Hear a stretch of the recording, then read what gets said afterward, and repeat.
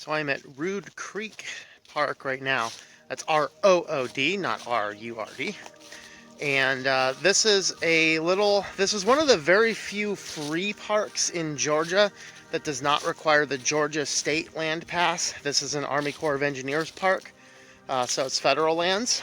And this is a little bit on the south side of the Alabama-Georgia border, and we're right inside of Georgia. Nice little alligator infested lake here, and just a beautiful little spot to come in.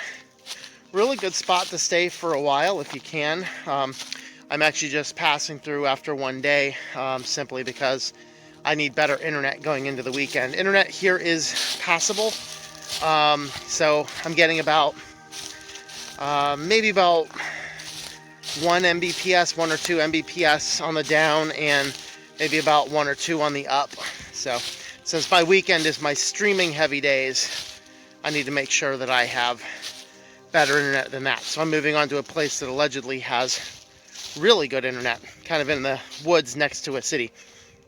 But if you are looking for a place in the Alabama, Georgia area, near the south, this is Rood Creek Park, and it's really nice. You should check it out. I'm pretty sure what we have here is an ant superhighway. It must be an ant interstate. Very interesting. Never seen that before. My trip through Georgia was pretty short. I actually end up spending approximately a week, and for time reference, this is the week that gas prices started to seriously go up. So literally, the spot I'm at near the end of this video, I leave that on a Saturday, and the day before, the Friday before, gas went up 60 cents a gallon in one day. That is kind of crazy. But still, I must travel. I'm still heading on up. I'm not at my conference yet. I have another week or two to go before my conference. So let's go ahead and spend a little bit of extra time here in Georgia.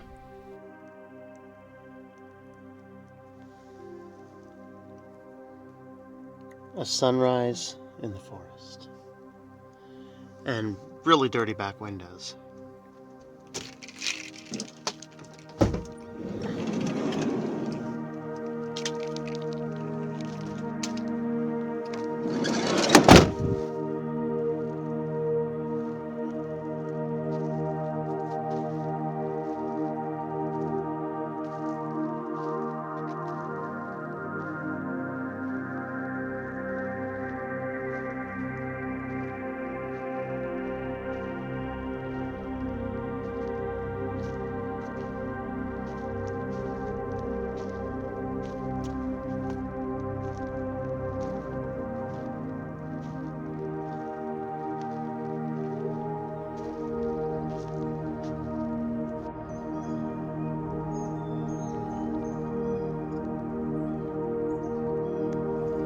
This place here is yet another one of the free campsites in Georgia. There's actually not a lot of them without having a Georgia land pass. And it's not a bad deal if you're going all over Georgia and hanging out, but I'm just passing through, so I didn't not want to pay a $60 land pass fee.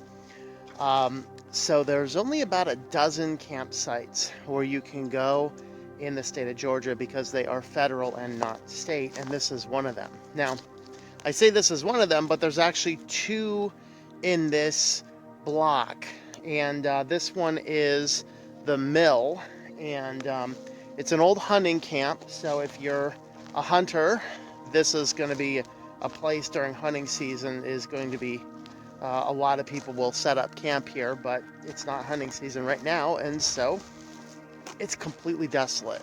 It was amazing coming here last night. Got here in the morning, or in the evening, right before the sun went down, took a little bit of a walk around, and it was pitch black, not a sound to be heard. Absolutely beautiful, beautiful place. Here's the downside for me right now is it's Thursday as I'm recording this, and Thursday and Friday is when I do live streams. I need a lot better internet. Now, on Verizon, I do get good internet, but it's not good enough to stream. From my research, the other campsite in Cedar Creek which is about 6 miles down the road, is much closer to the town of Eaton, and apparently it has really, really, really good internet from every carrier. So I'm going to pack up here this morning. I'm going to drive over there, and then if the internet looks good enough for there, I'm just not going to move for a few days, because I've been driving for a few hours a day for the last week straight. And I'd like to just settle down, build up camp, not have to go anywhere, so that I can actually have that 2 hours back to get more work done. But anyway, this is called Cedar Creek in Georgia. It is between, it is near Monticello and Eaton, and that would be about halfway between Augusta and Atlanta. So you can find it using that, and it is absolutely amazing place. When you're camping around, you want to consider a few things. This particular spot is in a forest. That carries with it some of the most stunning beauty you will find. But there's a few things to keep in mind. Number one, if it is windy, never park in a forest. Even if a big tree doesn't come down, even small branches from high up on a tree can seriously damage your vehicle. And you don't want to have to replace solar panels because you parked under a tree and a windstorm came along. So watch that forecast. If it's going to be windy, don't park in a forest. My second consideration here is the solar. I'm completely dependent on the solar panels to make sure things are working for me. And so I don't want to park in a forest somewhere where I'm not getting solar and have to turn on the engine and idle the engine for a while to run the engine charger, when my whole goal here is simply to relax and not have to go anywhere. So these are some things to consider, but we'll see later on the video. There is another consideration. Stay tuned for that. Alright, so I made it 6 miles down the road to, this is the check station, hunting ground. So the check station is just right up here, and there's water, potable water up there, so I can refill my water supplies while I'm out there. I still don't have signal on my primary phone, and it doesn't look as though the signal has changed on the Verizon cell phone, but I'll go ahead and boot up the internet and see what it does. If nothing else, the cellular antenna is pointing towards town now instead of off into the woods. So maybe that's a good sign. I don't know. We'll see what it looks like when I boot on the internet. But if nothing else, this one here, I have a whole patch of sky here. There are still a lot of trees around, but I should get more solar in this spot than the last place. Was beautiful, but it was completely wooded forest, and I was concerned about not getting any solar. Here at least I will get, I'd say, at least 5 hours of good solid straight solar.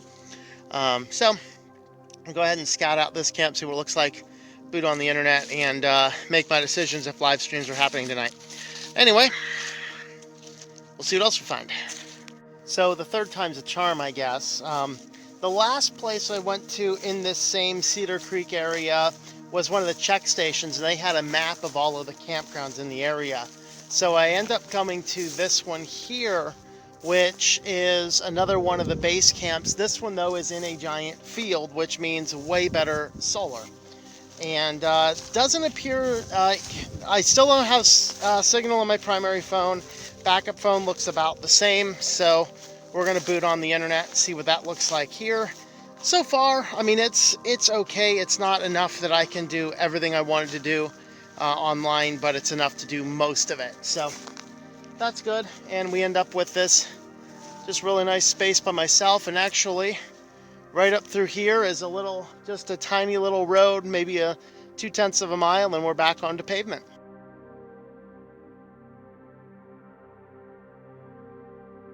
Talk about the insanity of government bureaucracy.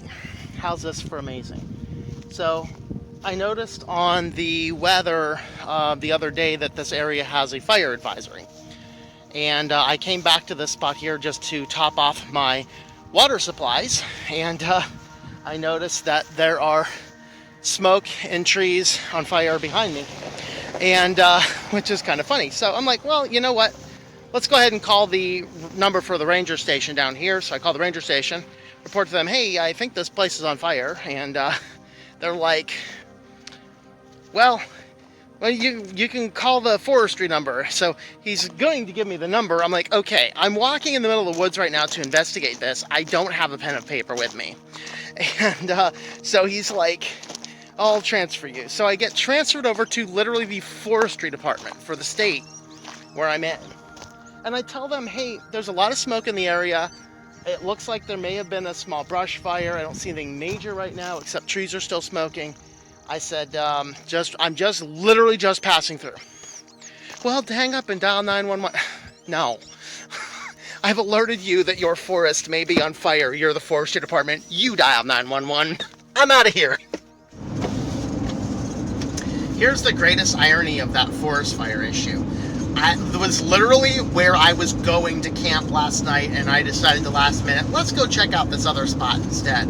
And so I left. The place I was going to camp, I think, is on fire. And I investigated it, and it does look like a brush fire did go through. The ground is warm. There was a lot of stuff there on the ground. And so it's like, yeah, maybe I narrowly avoided a forest fire. So thanks, God. Appreciate it.